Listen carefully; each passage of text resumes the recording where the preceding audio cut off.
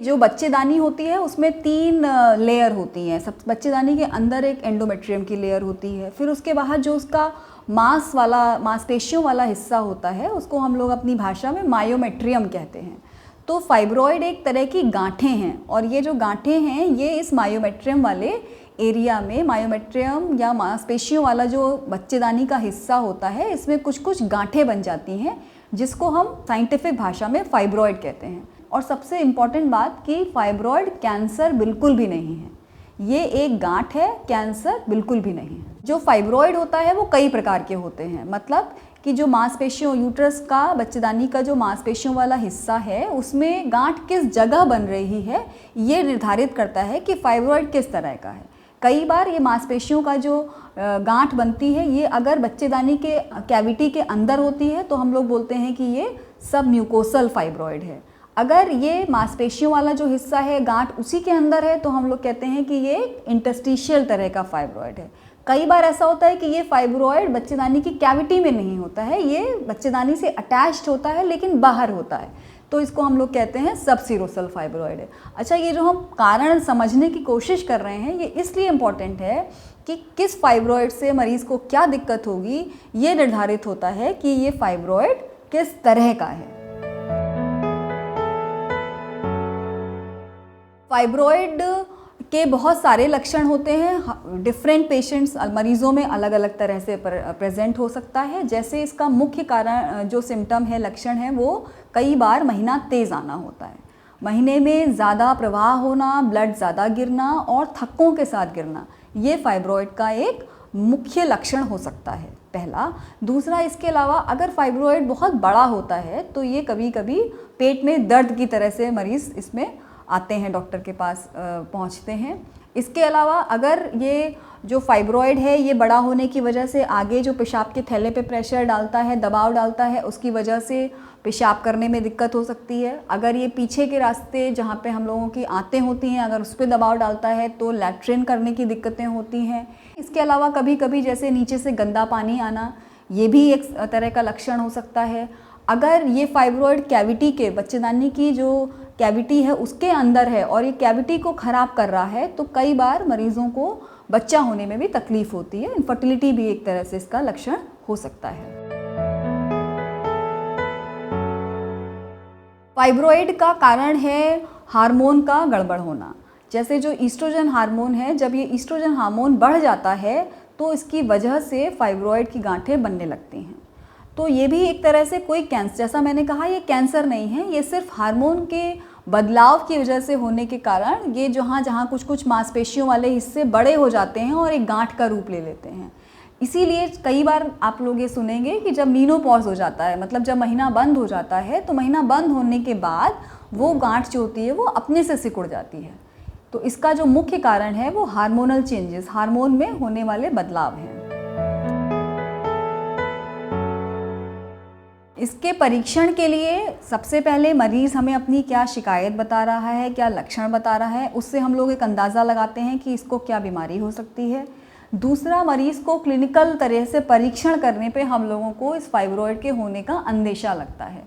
अगर फाइब्रॉइड होता है तो हमें बच्चेदानी बड़ी समझ में आती है, अगर वो फाइब्रॉइड उसके बाहर है बच्चेदानी के तो वो हमें क्लिनिकल एग्जामिनेशन से समझ में आ जाता है। और इसको पक्का करने के लिए कि ये कितना बड़ा फाइब्रॉइड है, ये कहाँ का फाइब्रॉइड है, इसके लिए बहुत हद तक अल्ट्रासाउंड पूरा रिज़ल्ट बता देता है कि टाइप ऑफ फाइब्रॉइड क्या है और कितना बड़ा है, कैविटी के अंदर है या कैविटी के बाहर क्या है, कैविटी के अगर अंदर है तो कितना अंदर है, और दूसरा इसके आसपास खून का प्रवाह कैसा है, ये भी जानना फाइब्रॉइड के लिए ज़रूरी होता है। फाइब्रॉइड किस उम्र में है उससे हम लोग इसका इलाज शुरू करते हैं। जैसे कि अब ये फाइब्रॉइड ऐसा नहीं है कि ये 35-40 साल के बाद की उम्र में होता है, बहुत यंग गर्ल्स में भी फाइब्रॉइड देखे जाते हैं। तो अगर यंग लड़की को फाइब्रॉइड है और वो छोटा फाइब्रॉइड है, फाइब्रॉइड में भी हमें ये भी समझना है कि कई बार आप अल्ट्रासाउंड कराएंगे, आपको 2 सेंटीमीटर 3 सेंटीमीटर का फाइब्रॉइड अगर रेडियोलॉजिस्ट लिख देता है तो उसके लिए परेशान बिल्कुल नहीं होना है। ट्रीटमेंट हमें करना है, क्या करना है, ऑपरेशन करना है नहीं करना है, ये डिसाइड होगा मरीज़ के सिम्टम के हिसाब से और फाइब्रॉइड के टाइप के हिसाब से। और पेशेंट की उम्र के हिसाब से। तो अगर यंग लड़की है, फाइब्रॉइड बहुत बड़ा है और वो उसको परेशानी कर रहा है, जैसे उसको ब्लीडिंग बहुत ज़्यादा हो रही है, फाइब्रॉइड इतना बड़ा हो गया है, सपोज़ 12 सेंटीमीटर का फाइब्रॉइड है और उसकी वजह से उसे पेशाब में दिक्कत हो रही है, उसको लगातार पेट में दर्द रहता है, तो ये सब चीज़ें होंगी जो हमें ये निर्धारित करने के लिए बोलेंगी कि इस मरीज़ को ऑपरेशन की ज़रूरत है। तो अगर ऑपरेशन का इंडिकेशन है, ऑपरेशन की ज़रूरत है, तो फिर फाइब्रॉइड का ऑपरेशन किया जाता है। और इस फाइब्रॉइड के ऑपरेशन को हम लोग मायोमेक्टमी कहते हैं, जिसमें उस फाइब्रॉइड को निकाल दिया जाता है। अगर फाइब्रॉइड बिल्कुल छोटा है, 2 सेंटीमीटर 3 सेंटीमीटर, मरीज़ को कोई तकलीफ़ नहीं दे रहा है, मरीज़ का महीना बिल्कुल ठीक आ रहा है, मरीज़ आराम से कंसीव कर गई है, मरीज़ के पेट में कोई दर्द नहीं है, तो ऐसे फाइब्रॉइड के लिए दिमाग से बिल्कुल निश्चिंत रहना है, कोई परेशानी की बात नहीं है। कई बार ऐसा होता है कि फाइब्रॉइड छोटे होते हैं 4 से 5 सेंटीमीटर, लेकिन हल्का फुल्का दर्द और ये करते हैं, तो ऐसे फाइब्रॉइड को दवाओं से भी मैनेज किया जा सकता है। फिर अगर आपकी फैमिली कंप्लीट हो गई है, उम्र ज़्यादा है और फाइब्रॉइड बड़ा है, वो आपको परेशान कर रहा है, तो उस हिसाब से उस फाइब्रॉइड का अलग से ऑपरेशन किया जा सकता है। जिससे कि एक होता है, हम लोग बोलते हैं यूट्राइन आर्टरी एम्बोलाइजेशन। मतलब इसमें हमें क्या करना होता है कि जो फाइब्रॉइड एक गांठ है, उसको बड़ा करने वाली जो नसें होती हैं, जो उसके प्रवाह को बढ़ाती हैं, अगर उन नसों को, उस खून की सप्लाई को कम कर दिया जाए तो फाइब्रॉइड जो होता है वो छोटा हो जाता है। इसी तथ्य के आधार पे ये यूट्राइन आर्टरी एम्बोलाइजेशन वाला ट्रीटमेंट चलता है, जिसमें पैर की एक रक्त नाली के थ्रू एक कैथेटर डाला जाता है और उसमें दवा डाल के जो फाइब्रॉइड को सप्लाई करने वाली नसें होती हैं, उनमें उस दवा को डाल दिया जाता है और उस प्रवाह को बंद कर दिया जाता है। उस प्रवाह के बंद होने से फाइब्रॉइड सिकुड़ जाता है और फाइब्रॉइड से निजात मिल जाती है। एक तरीका ये यूट्राइन आर्टरी एम्बोलाइजेशन है। इसके अलावा एक और नया तरीका है जिसको हम लोग बोलते हैं अल्ट्रासाउंड गाइडेड तरीका, जिसमें एक अल्ट्रासाउंड में बहुत हाई फ्रीक्वेंसी की वेव्स देके उस फाइब्रॉइड को दबाया जा सकता है। ये सब तरीके तब ऑप्ट करने के लिए बहुत अच्छे होते हैं जब जैसे मरीज़ ने कंसीव नहीं किया हो, उसको बच्चा नहीं हुआ हो, और जिसमें हमें ऐसा लगता है कि कहीं फाइब्रॉइड के बड़ा होने की वजह से इतनी ब्लीडिंग ना हो जाए कि मरीज़ को अपने बच्चेदानी से हाथ धोना पड़े।